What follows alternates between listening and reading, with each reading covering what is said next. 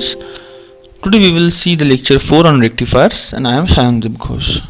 In the previous lectures we have done about the half wave rectifiers, where the rectification was done only for half of the cycle.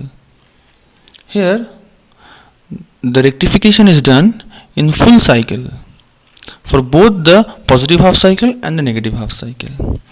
Here we have used 4 thyristors, and as you can see that the 4 thyristors are used and then RLE load is connected across the thyristor.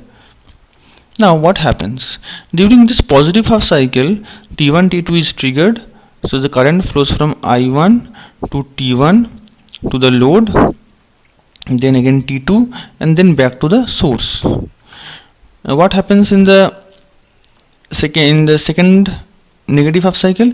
In the negative half cycle, T3 and T4 is triggered, and so the current flows from source to T3, then back to the load T4, and then to the source. Okay, now the point is, what happens in this condition when we have connected an RLE load? So let us consider with the waveform.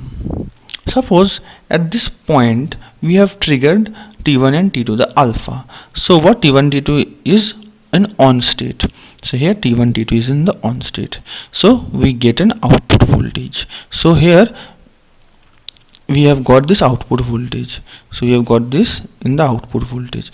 Now at this point, pi minus theta, at this point what happens?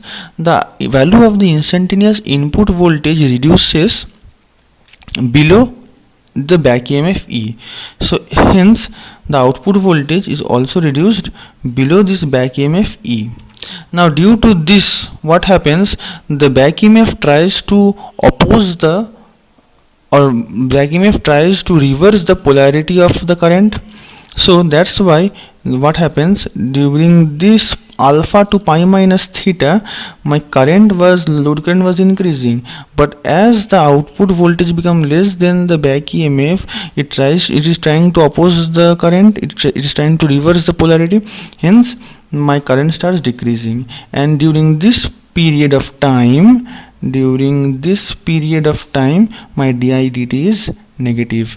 Since my di dt is negative, hence the voltage across this potential gets reversed, and that's why the T1 and T2 remains in the conducting position, remains in the on state, and hence we get the output voltage up. Now when we reach pi plus alpha, what happens? When we reach pi plus alpha, we trigger T3 and T4, and when we trigger T3 and T4, then what happens? This one is a plus, this one is minus. So this positive potential gets applied in the cathode of thyristor T1, while negative potential is applied in the anode of T1. Hence T1 becomes reverse biased, T2 also becomes reverse biased.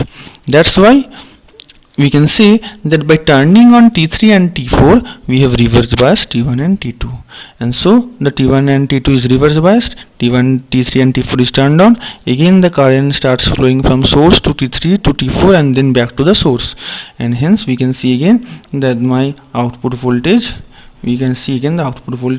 again my current starts to increase until again at this point my current starts to decrease.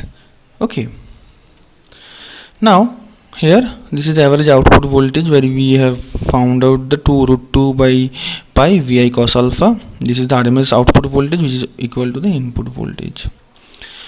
Now the point is, during this section when the current is decreasing, what happens? If my current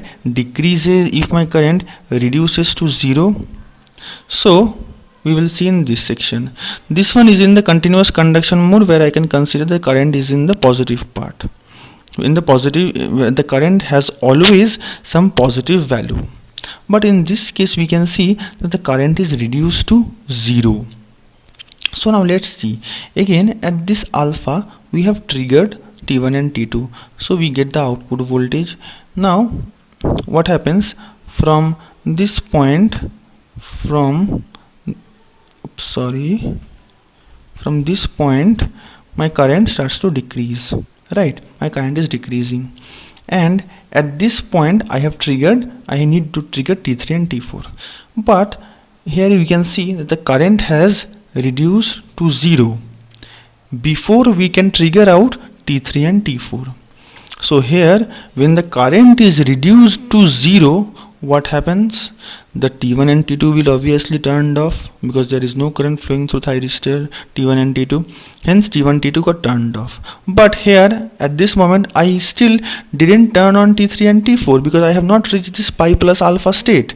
Hence in this point what happens, I can see that all my 4 thyristors are turned off, and when all the 4 thyristors are turned off, then I can say that I have simply disconnected the load from the source, and hence the source is disconnected from the load, and hence the output voltage that I get during this time is simply the back EMF VA.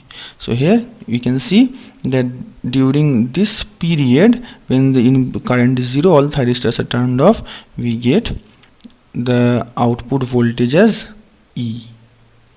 Okay, and then again when we turn on T3 and T4, we get the output voltage.